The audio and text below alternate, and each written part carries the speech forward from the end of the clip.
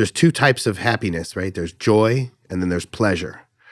And joy pleasure comes from like, doing things that are basically self-serving. So but it doesn't last as long. Drugs give you pleasure.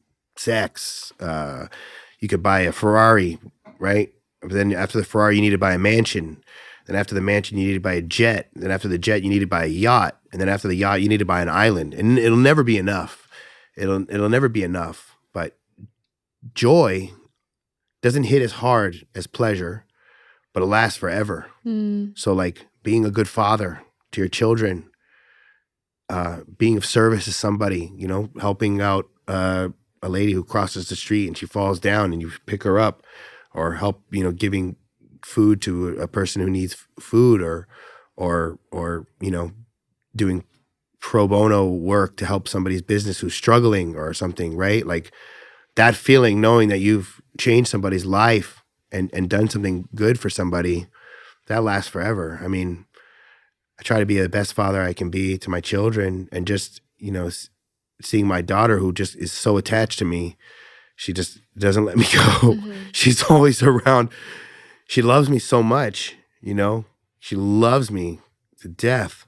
And that'll never go away.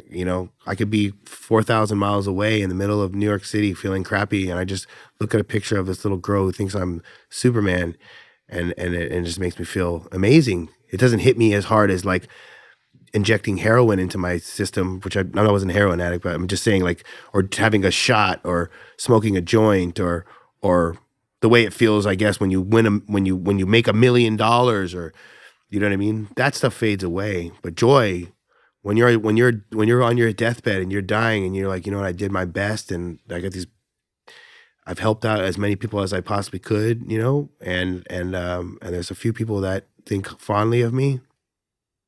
That's gonna stay with you.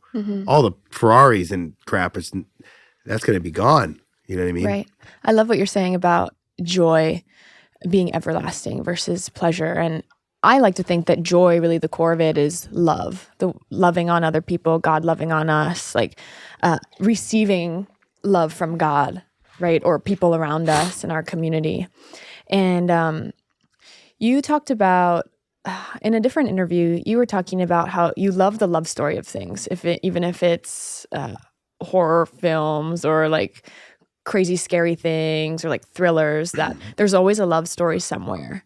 And I love a rom-com. Hallmark is my safe place. Nice. And I always thought it like boxed me in, because everyone's like, oh, Parasite, and like all these like really like OG movies that are so great. But to me, I was like, oh. When I saw Parasite, I was like, it was nighttime and I was scared, and I thought about him going up the stairs with his scary eyes for weeks after. Like, it was actually so terrifying to me. Yeah.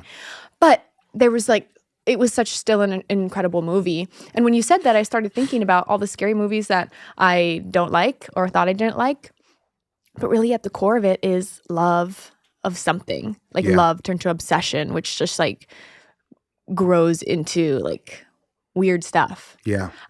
So I was hoping you could talk a little bit about like how you approach things with love at the core.